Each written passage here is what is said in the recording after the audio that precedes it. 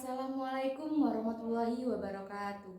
Perkenalkan, saya Frida Nurhayati dari Prodi Ilmu Hukum Fakultas Hukum Universitas IPA. Di sini saya akan mempresentasikan Serikat Pekerja untuk memenuhi tugas mata kuliah Hukum Ketenagakerjaan. Dalam Undang-Undang Nomor 21 Tahun 2000 tentang Serikat Pekerja, dimaksudkan untuk mengatur pelaksanaan dan perlindungan hak berserikat tersebut, supaya pada waktu yang sama dapat diciptakan hubungan industrial yang harmonis, dinamis, dan berkelanjutan, serta seimbang dan berkeadilan. Dalam peraturan perundang-undangan terkait Undang-Undang Dasar tahun 1945, pasal 28 menyatakan bahwa kemerdekaan berserikat, berkumpul, mengeluarkan pendapat, baik secara lisan maupun tulisan, ditetapkan dalam pasal tersebut. Adapun Undang-Undang Nomor 21 Tahun 1954 tentang perjanjian buruh antara serikat buruh dan majikan. Selanjutnya, dalam Undang-Undang Nomor 18 Tahun 1956 tentang ratifikasi Konvensi ILO Nomor 98 Tahun 1949 mengenai hak berserikat dan berunding bersama. Selanjutnya, dalam Undang-Undang Nomor 14 Tahun 1969 tentang ketentuan-ketentuan mengenai ketenagakerjaan.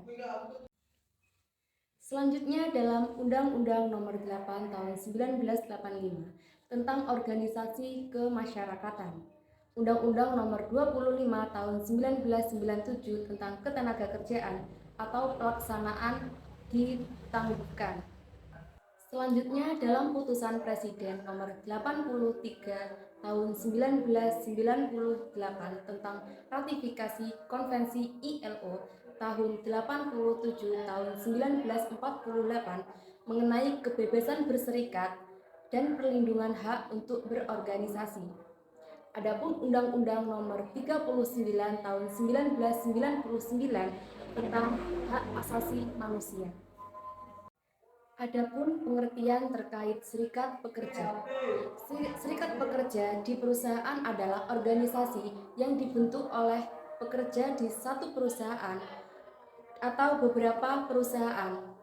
Nah, serikat pekerja pada dasarnya didirikan di satu perusahaan, akan tetapi serikat pekerja dapat juga didirikan di beberapa perusahaan yang mempunyai keterkaitan, misalnya satu perusahaan dan anak-anak perusahaannya.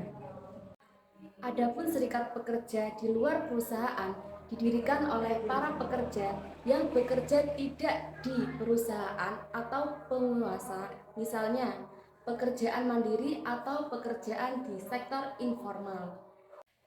Selanjutnya yakni federasi dan konfederasi. Federasi Serikat Pekerja adalah gabungan dari beberapa serikat pekerja. Konfederasi Serikat Pekerja adalah gabungan dari Federasi Serikat Pekerja.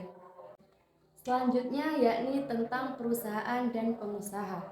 Perusahaan adalah setiap bentuk usaha milik swasta, perorangan atau persekutuan atau badan hukum atau milik negara yang mempekerjakan pekerja dengan memberi upah atau imbalan dalam bentuk lain. Sedangkan pengusaha adalah orang perseorangan, persekutuan atau badan hukum yang menjalankan atau mengelola perusahaan milik sendiri atau milik orang dan badan hukum lainnya.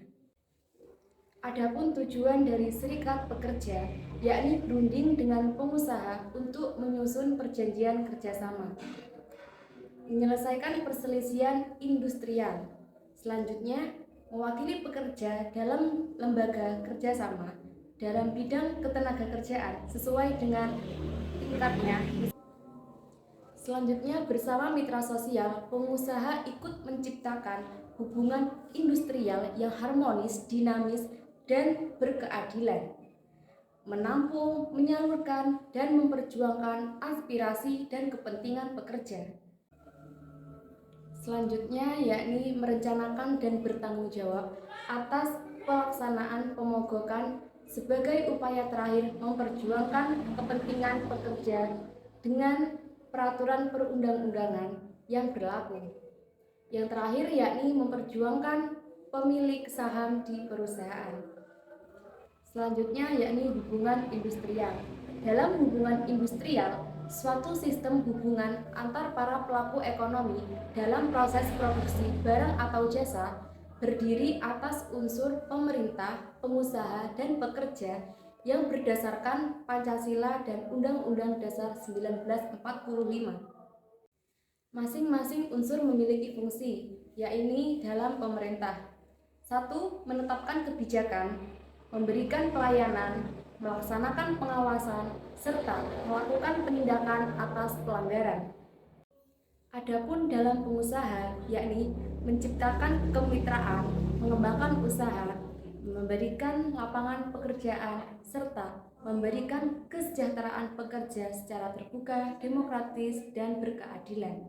Selanjutnya dalam pekerja, yakni menjalankan tugas sesuai kewajibannya, menjaga ketertiban dan keberlangsungan produksi, menyalurkan aspirasi pekerja secara demokratis, mengembangkan keterampilan dan keahlian untuk memajukan perusahaan, serta memperjuangkan kesejahteraan pekerja dan keluarganya. Adapun sarana hubungan industrial, yakni serikat pekerja, pengusaha, lembaga kerjasama bipartit, lembaga kerjasama tripartit, peraturan perusahaan, perjanjian kerjasama, peraturan perundang-undangan, serta lembaga penyelesaian perselisihan hubungan industrial. Adapun karakter dan sifat serikat pekerja yang nampak, yakni militan, soft power, terserah manajemen, lembaga lemah, sumber daya pemimpin serikat pekerja yang lemah, dana lemah, dan lain sebagainya.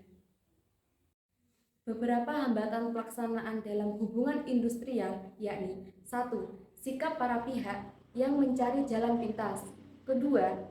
Pengusaha masih menolak peran dan keterlibatan pekerja. 3. Peraturan yang tidak berpihak pada yang lemah, tidak jelas, dan tumpang tindih. Dan ada beberapa hambatan lainnya dalam pelaksanaan hubungan serikat pekerja lainnya. Selanjutnya yakni kebutuhan minimal pekerja. Untuk terpenuhinya kebutuhan hidup yang layak dan bermartabat perlu diperjuangkan tercapainya prinsip yakni kapasitas pekerja, kepastian penghasilan, kepastian kerja, dan kepastian perlindungan sosial. Selanjutnya yakni membangun kapasitas serikat pekerja dengan cara komunikasi dengan anggota. Tetapkan struktur organisasi di perusahaan untuk mempermudah penanganan masalah.